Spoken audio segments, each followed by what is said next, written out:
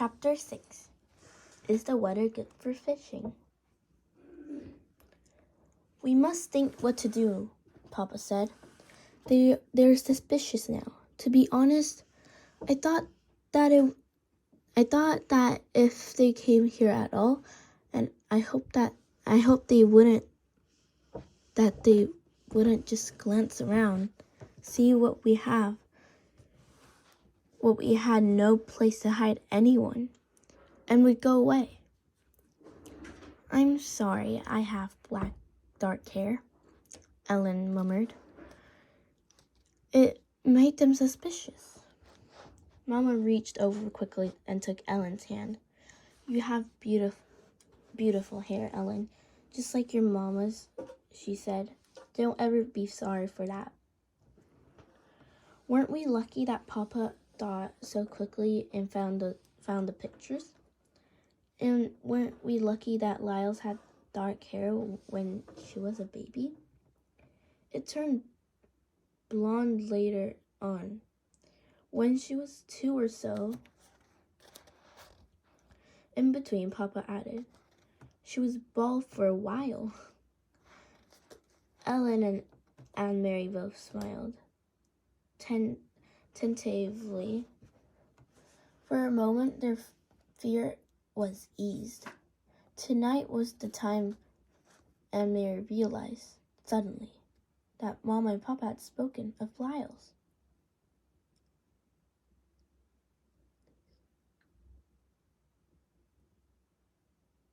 The first time in 3 years. Outside, the sky was beginning to lighten. Mrs. Jonasson went to the kitchen and began to make tea. I've never been up so early before, Aunt Mary said. Ellen and I will probably fall asleep in school today. Papa rubbed his chin for a moment, thinking. I think we must not take the risk of sending you to school today, he said. It is possible that they will look for the Jewish children in schools. Not go to school? Ellen asked in amazement. My parents have always told me that education is the most important thing. Whatever happens, I must get an education.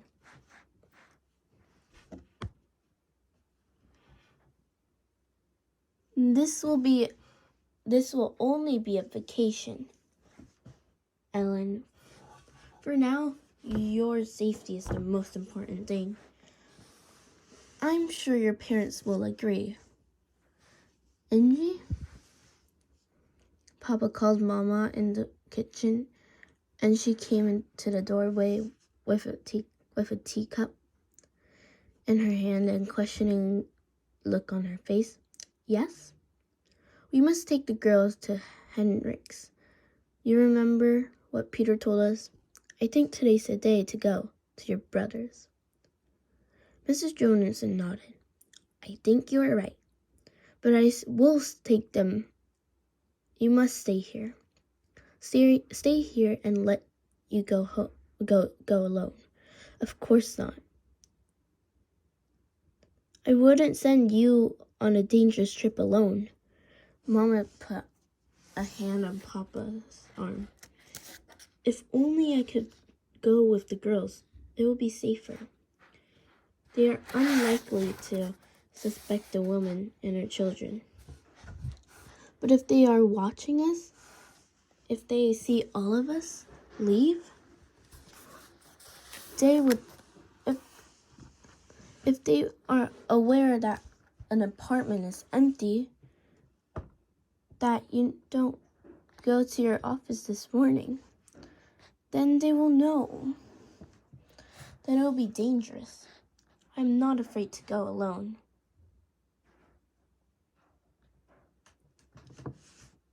It was very seldom that Mama disagreed with Papa.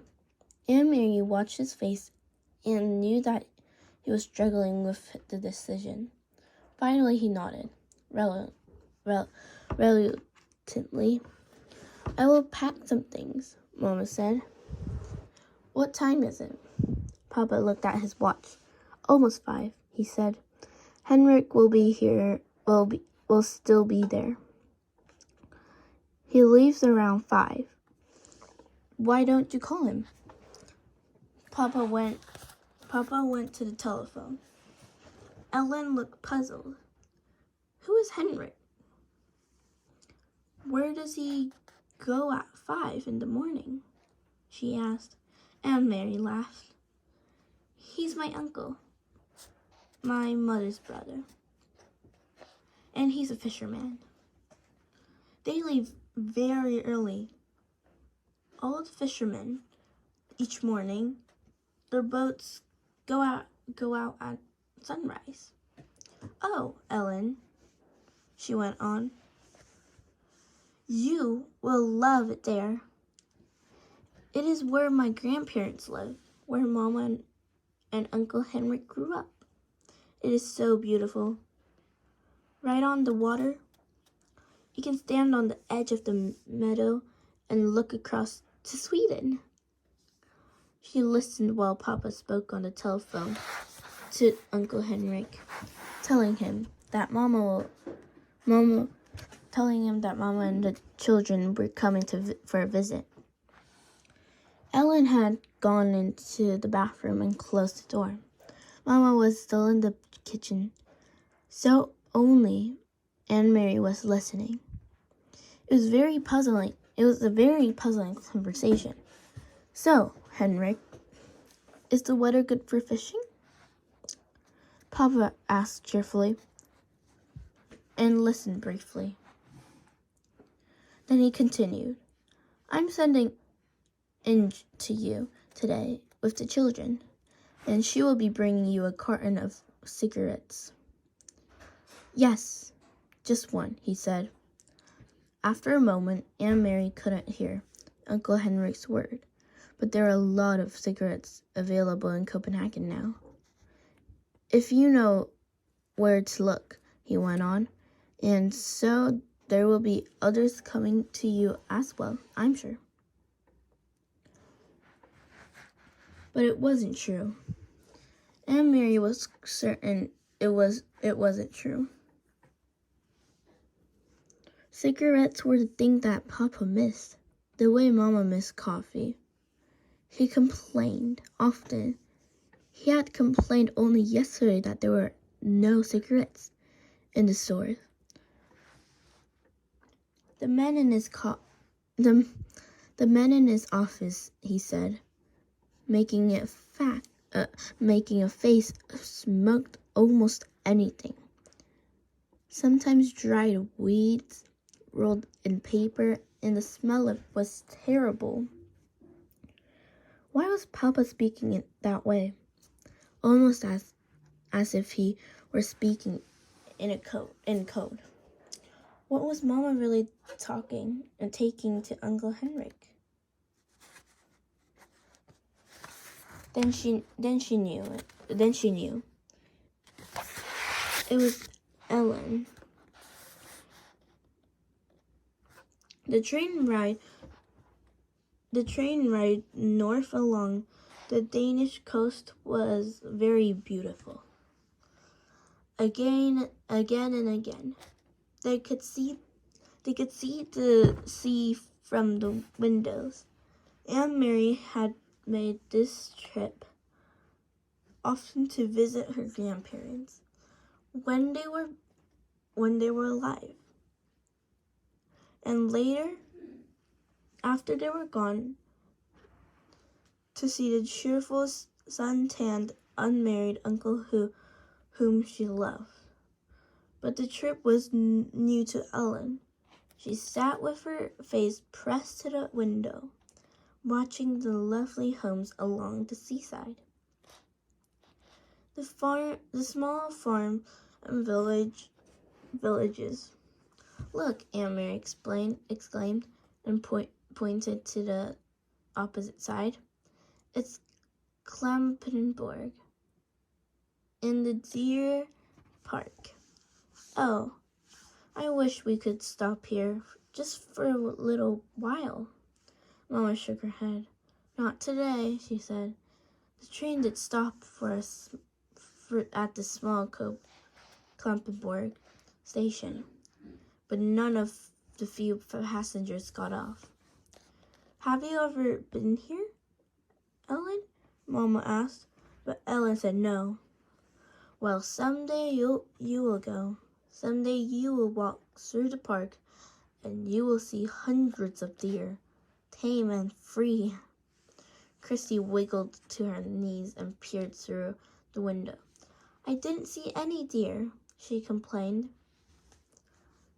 They are there, I'm sure, Mama told her.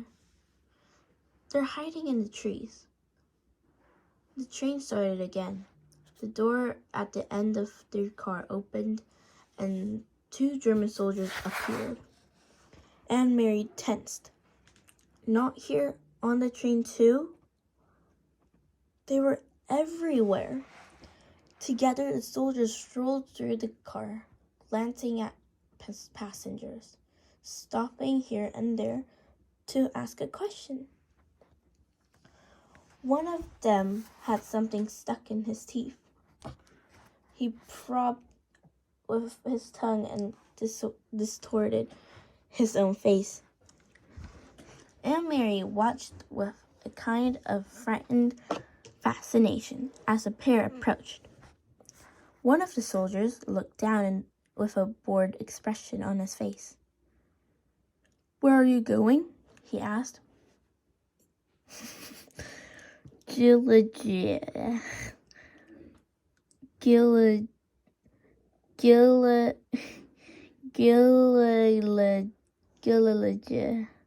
Mom replied calmly. Sorry. My brother lives there. We are going to visit him. The soldiers turned away and Aunt Mary relaxed. Then, without warning, he turned back. Are you visiting your brother for the new year? He asked suddenly. Mama stared at him with a puzzled look. New year? She asked. It is only October. And guess what? Chrissy exclaimed suddenly in a loud voice, looking at the soldier. Aunt Mary's heart sank and she looked at her mother. Mama's eyes were frightened.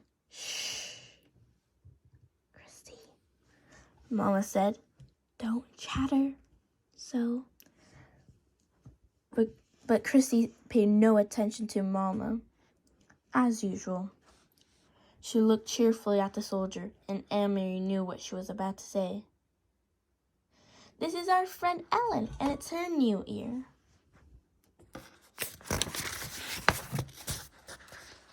But she didn't. Instead, Christy pointed at her feet. I'm going to visit my Uncle Henrik, she chirped. And I'm wearing my brand new shiny black shoes. The soldier chuckled and moved on. Aunt Mary gazed through the window again.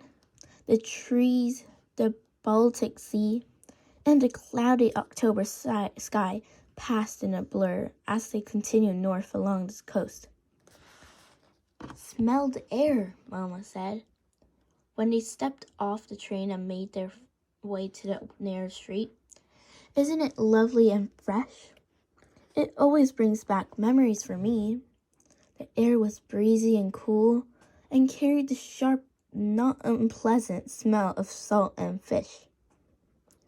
High against the pale clouds, seagulls soared and cried out as if they were mourning. Mama looked at her watch. I wonder if Henrik will be back yet. But it doesn't matter. The house is always unlocked. Come on, girls. We'll walk. It isn't far. Just a little under 2 miles. And it's a nice day. We'll take a path through the woods instead of the road. It's a little longer, but it's so pretty. Didn't you love the castle when we went through Helsinger, Ellen? Christy asked. We had been talking about Kronborg Castle ever since they had seen it. Sprawling, massive, and ancient, beside the sea from the train.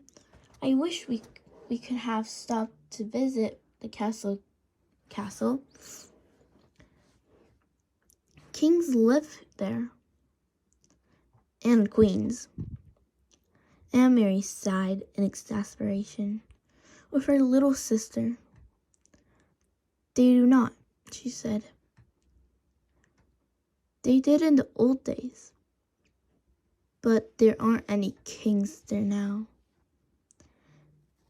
Denmark only has one king, anyway. And he lives in Copenhagen. But Christy had pranced away, skipping along the sidewalk. Kings and queens, she sang happily. Kings and queens. Mama shrugged and smiled. Let her dream, Aunt Mary. I did the same when I was her age. She turned, leading the way along a tiny twisting street, heading toward the outskirts of the village. Things had hardly changed here since I was a girl, she said. My Aunt Jit lived there. In that house, she pointed. And she's been dead for years. But the house is the same. She always had wonderful flowers in her garden. She peered over the low stone wall and looked at the few flowering bushes as they passed the house. Maybe they still do, but it's the wrong time of year.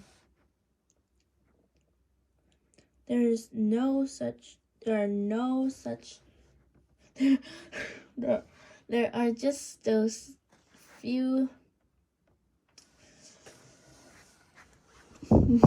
there are just those few chrysanthemums. There are just those few chrysanthemums left. And see, over there, she pointed again. My best friend, her name was Helena, lived in that house. Sometimes I used to spend the night with her, but more often, she came to my house on the weekends. It was more fun to be in the country. My brother Henrik always teased us, though, she continued with a chuckle. He told us ghost stories and scared us half to death. The sidewalk ended, and Mama turned onto a dirt path bordered by trees. When I walked each morning into the town for school, she said, my dog followed me this far. And the end of the path, he turned and went back home. I guess he was a country dog and didn't like town. And do you know that? She went on, smiling. I hadn't named him Trofast, faithful. And it was just the right name for him, because what a faithful dog he was. Every afternoon, he was always right here, waiting for me to return. He knew the right time, somehow. Sometimes, as I come around this bend, even today, I feel as if I might come upon Trofast, waiting still, with his tail wagging. But the path was empty today. No people. No faithful dogs. Mama shifted the bag she was carrying from one hand to the other, and they walked on through the wood until the path opened to a meadow, dotted with cows. Here, the path skirted the edge of the field, along a fence, and beyond it they could see the gray sea ruffled by wind. The breeze moved the high grass. At the end of the pasture, they entered the woods again, and Anne Mary knew they would soon be there. Uncle Henrik's house was in a clearing beyond these woods. "Do you mind if I run ahead?" she asked suddenly. "I want to be the fast to see the house." "Go on," Mama told her. "Run ahead and tell the house we've come home." Then she put her arm around Ellen's shoulders and added, "Say that we've brought a friend."